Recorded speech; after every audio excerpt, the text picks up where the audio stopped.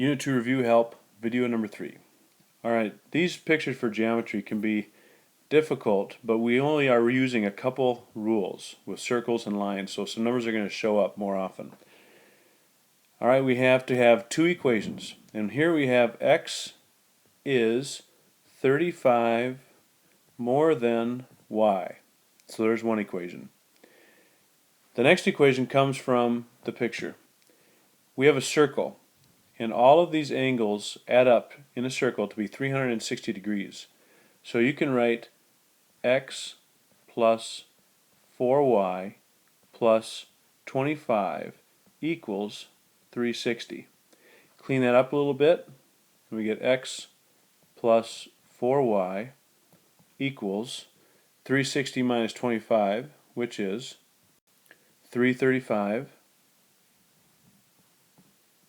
So there's your second equation, there's your first equation, and you can use elimination or substitution from that point on. In this case, it looks like elimination or substitution is your best bet. Next one over here, you have two lines that are intersecting each other.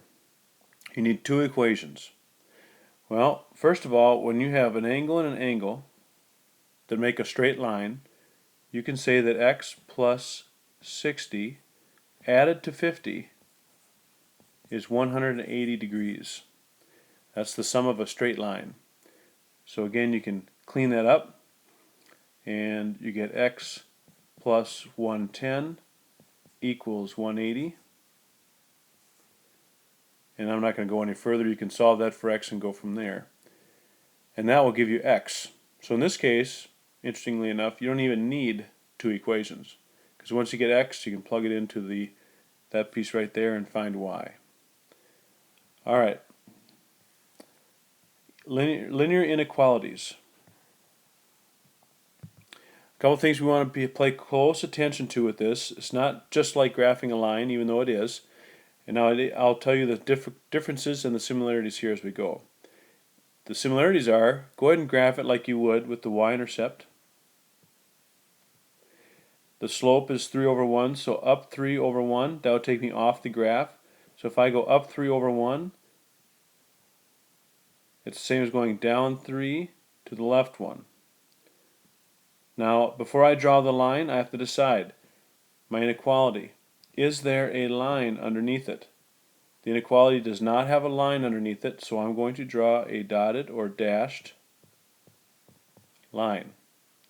Now I have to decide, and this is the differences now between graphing a line and a linear inequality. I have to decide where to shade. Now we say usually above or below. So in this case, above would be over here and below would be down here. It is less than, which means we shade below, so it would be down here. And that is our answer for that one. Again, pay close attention to whether or not you graphed it right, meaning your y-intercept and slope. Next, did you graph it with the proper solid or dashed line? And then did you shade above or below?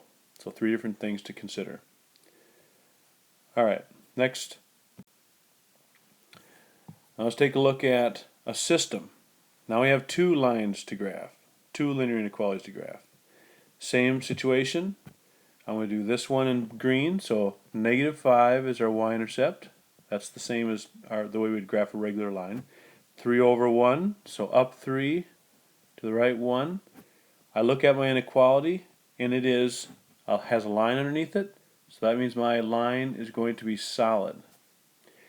It's a less than, so I'm going to shade below. My next line is going to be done in red, so I have a y-intercept. Oops, I have to solve this for y first, if you notice. So we have y. Now when you divide by anything, well, if you divide, everything should be fine, except if you divide by a negative number, in which case my inequality would point the other way. This is a positive 2, so we're okay.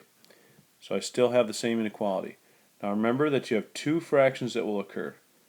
Now this is like a 1 in front of x, so it's 1/2 x is a better way to write it, so it's clear. Then you have to divide this one also, so we get plus 1.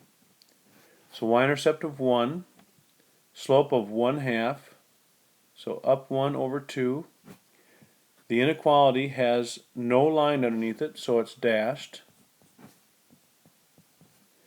And it says greater than. Greater than means graph above.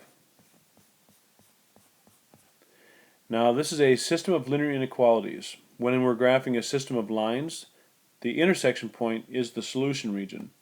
But when we're graphing inequalities, the solution is the shaded area that's being shaded by both lines. So in this area up here, both shading areas come together, and that's considered the solution region. So any point in that region is considered a solution.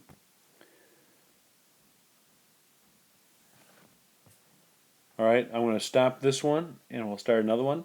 So this ends video 3.